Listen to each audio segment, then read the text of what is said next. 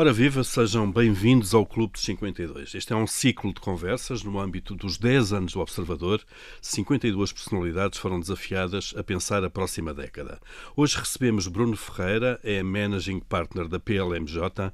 No artigo que escreveu para esta iniciativa e que já pode ser lido no site do Observador, o nosso convidado reflete sobre as responsabilidades éticas e morais das empresas, a sua relação com a lei, e é precisamente por aí que vamos começar. Bruno Ferreira, bem-vindo. É um gosto recebê-lo aqui no Observador e neste Clube de 50.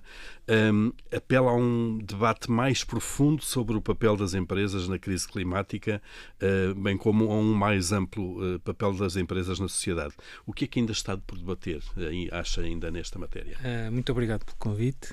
De facto, eu acho que existem ainda temas essenciais que estão por debater e por considerar nesta matéria.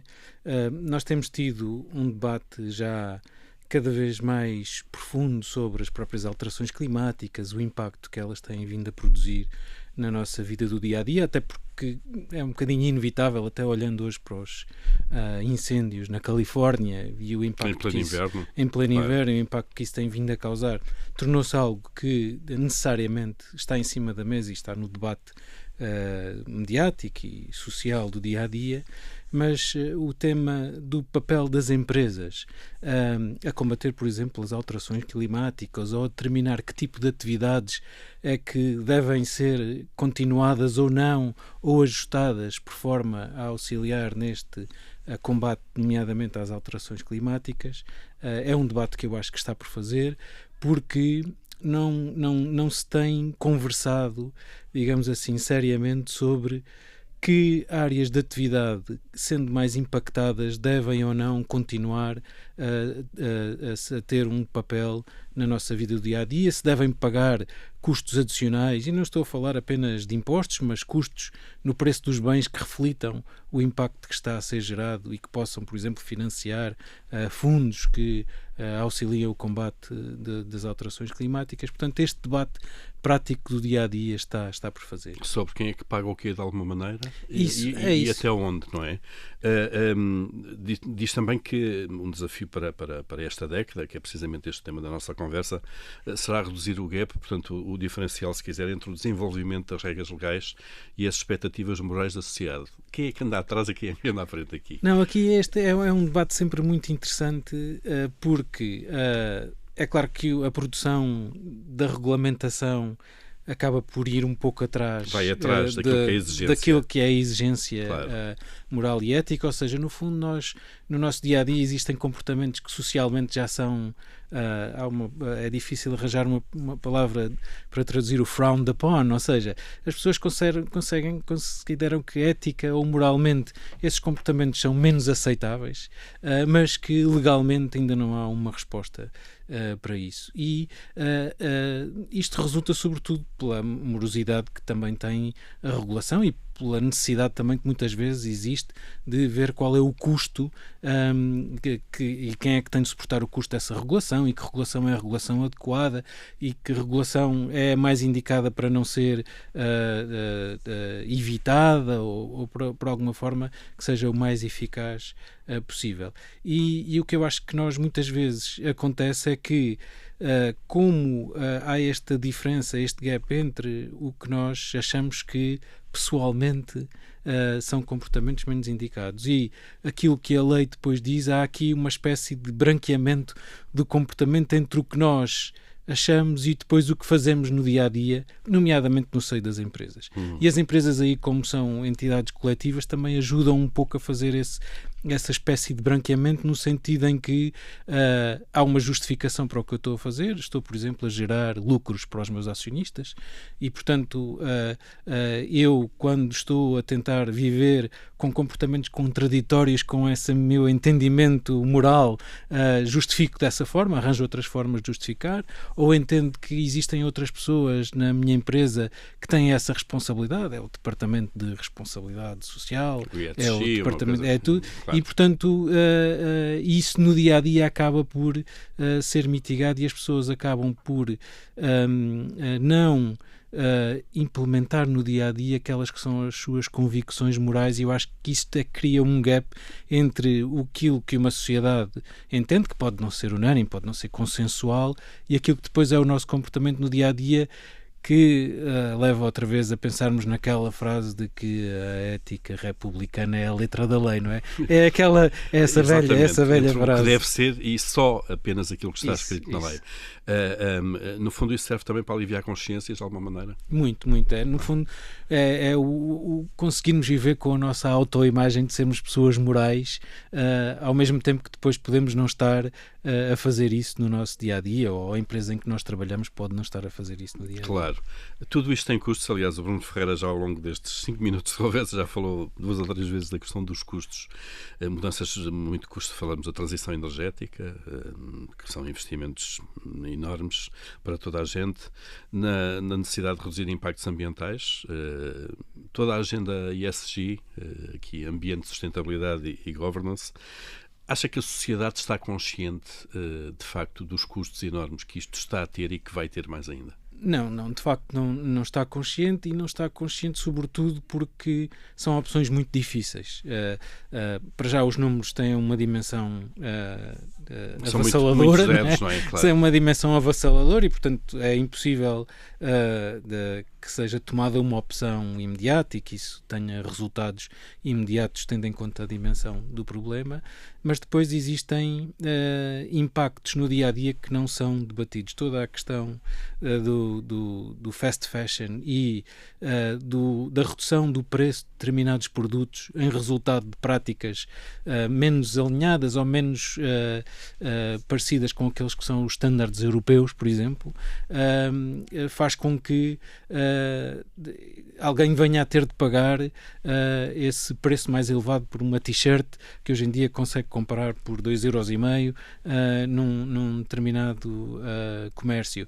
E esse debate está por fazer, porque esse debate vai ser aquilo que concretamente faz a diferença entre este debate dos grandes números sobre o que é preciso fazer e todo esse investimento que é preciso fazer, e o debate concreto do dia-a-dia, quem é que está disposto a pagar mais 10€ por determinado produto.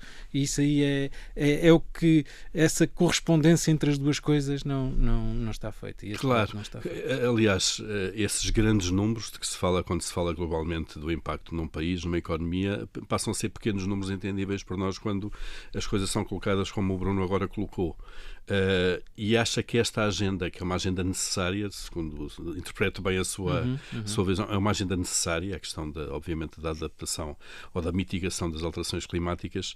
Será que perdia adeptos se dissessem às pessoas: ok, mas para cumprir aquilo que tu achas deve ser cumprido em termos ambientais, a t-shirt que compraste por 2,5€ vai custar 10? Eu acho que a minha experiência é que as pessoas a quem costuma ser colocada essa questão já estão muitas vezes informadas sobre o impacto que terem acesso a um produto por esse preço pode ter, e sobretudo nas novas gerações estão dispostas a isso. Agora, há um debate que eu sei que é mais difícil e que é o debate social, que também tem de ser feito, não é? Que há pessoas que de facto não têm dinheiro para comprar por mais os 10€ esse tal produto, não é? E portanto, e às vezes são coisas de... Não é uma questão de opção. E são coisas de necessidades básicas, e portanto esse debate é que é um debate muito complicado, que houve um conjunto de pessoas que de repente tiveram acesso a uma gama de produtos por um preço bastante mais acessível, e essas pessoas não têm, por isso, simplesmente dinheiro para comprar esses produtos de forma mais cara. Portanto, aqui tem de haver algo que tem de ceder, digamos assim, neste e no fundo, alguém tem que financiar estas mudanças de alguma maneira, não é? É isso ou mesmo. Como consumidores ou como Estados, de alguma forma. Será que podemos também ter aqui, e nós nesta conversa temos andado, pelo menos eu vou pensando em países que fortemente se industrializaram, como a China, por exemplo, que produz barato, como sabemos, basta ir aqui às nossas lojas, também em Portugal, mas também não cumpre os estándares que cumprem as empresas europeias. Será que a este nível nós podemos vir a ter aqui, ou já estamos a ter aqui um problema de level playing field, isto é, de um nivelamento justo, se quiser, das regras em que funcionam as empresas? A ideia é que a regulação, sobretudo agora uma diretiva que foi aprovada sobre a due diligence das empresas em matérias de sustentabilidade, é que venha a existir esse level playing field, obrigando a que as empresas europeias comprem a empresas que respeitem esses estándares. O que vai ser difícil aí é, mais do que assegurar que esses estándares estão a ser cumpridos, é a comparabilidade dos estándares. E até coisas tão simples, para não entrar em temáticas políticas mais complexas relacionadas com os direitos humanos, podemos entrar em coisas tão simples como o conceito de férias. Há países em que o conceito de férias não é o conceito europeu, não há propriamente, e mesmo nos Estados Unidos da América, férias pagas, ou seja, portanto, um dos estándares que se diz que essas empresas a quem as empresas europeias vão comprar, ou empresas que vendam diretamente na União Europeia, têm de respeitar, diz precisamente com as condições de trabalho e com a existência de condições de trabalho alinhadas com as condições de trabalho na Europa. Só aí já vai ser imensamente complicado saber como é que se coadunam esses conceitos que até culturalmente não existem noutros países. Mas há uma tentativa regulatória de procurar atingir esse level playing field. Agora, até que ponto é que vai ser bem sucedido isso? Vamos ver. A Europa, por regra, nestas matérias, lidera, por regra, a relação mais apertada e mais exigente? Lidera porque eu acho que, de certa maneira, faz uma separação que nos Estados Unidos, e eu falo nisso também no meu artigo, nos Estados Unidos não é tanto feita, porque nos Estados Unidos há mais uma contaminação destas temáticas de sustentabilidade por questões ideológicas e políticas. Até porque há uma tradição de intervenção das próprias empresas, não apenas no financiamento partidário, mas também em matérias como procurar financiar campanhas relacionadas com o direito de voto e todas essas temáticas políticas do redistricting e tudo isso nos Estados Unidos da América.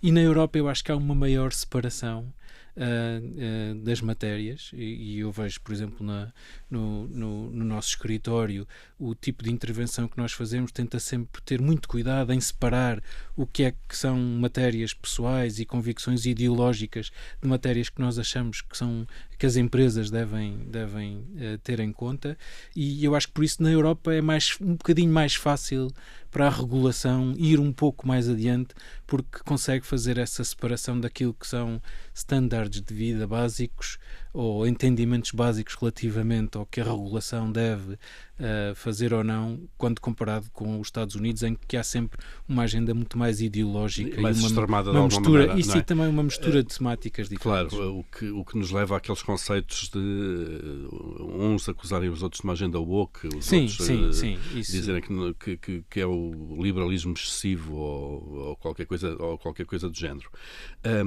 No fundo, será que as empresas, neste contexto todo que temos estado a falar, estão aqui cercadas, por um lado, entre o risco reputacional, que é muito importante nessas matérias, como temos visto, e, por outro, a necessidade de suportar custos elevados, no fundo, para estas adaptações? Não, isso sim.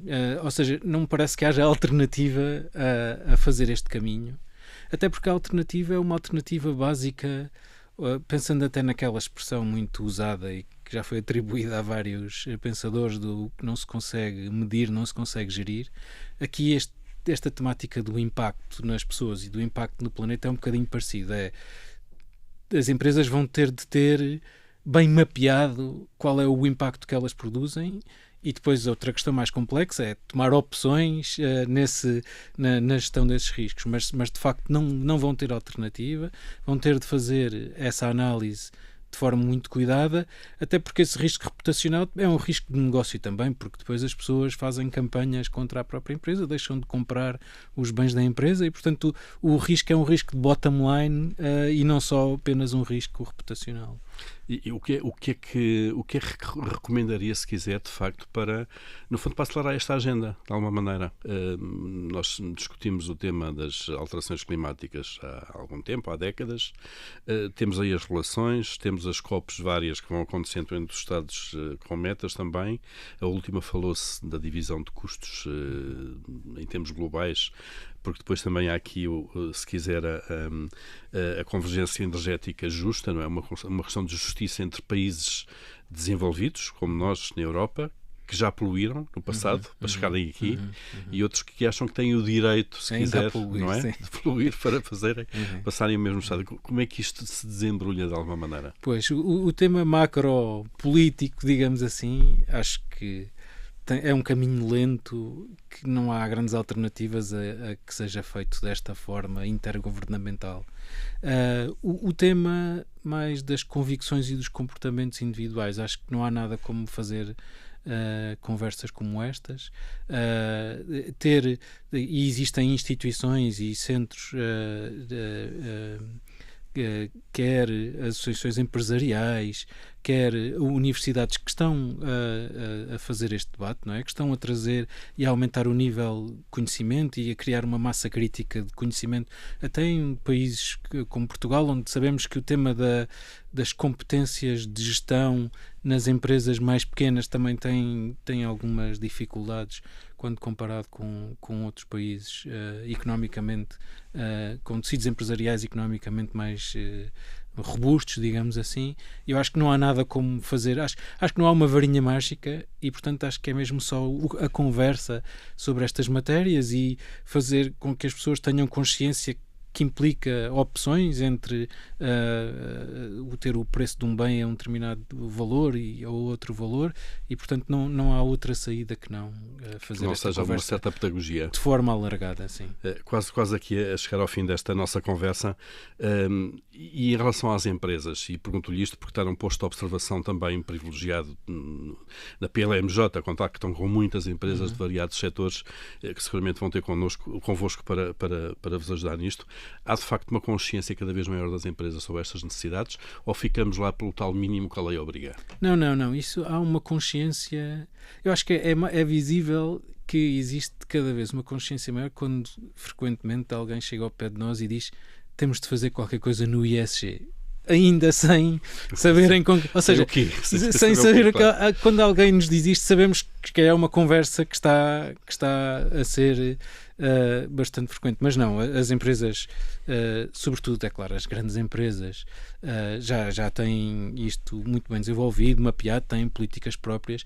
As empresas mais pequenas, sobretudo as que vendem para empresas estrangeiras de maior dimensão, também já têm um know-how muito grande nesta matéria. Agora é preciso disseminar pelas outras que ainda não tiveram exigências comerciais relacionadas com isto, não é? Porque as que já tiveram exigências comerciais, os clientes a exigir, os fornecedores a respeitarem também determinados critérios e determinados níveis de qualidade dos seus bens, essas empresas o mercado já tratou de fazer com que elas estivessem ao nível. Agora, todas as outras é que ainda vão ter de percorrer algum caminho. Há aqui um caminho longo então ainda a percorrer, e esperemos que conversas como esta ajudem de facto a fazer essa pedagogia. Bruno Ferreira, Managing Partner da PLMJ, foi um gosto recebê-lo aqui no Clube dos 52. Nós voltaremos proximamente com um novo convidado e um novo tema. Até lá.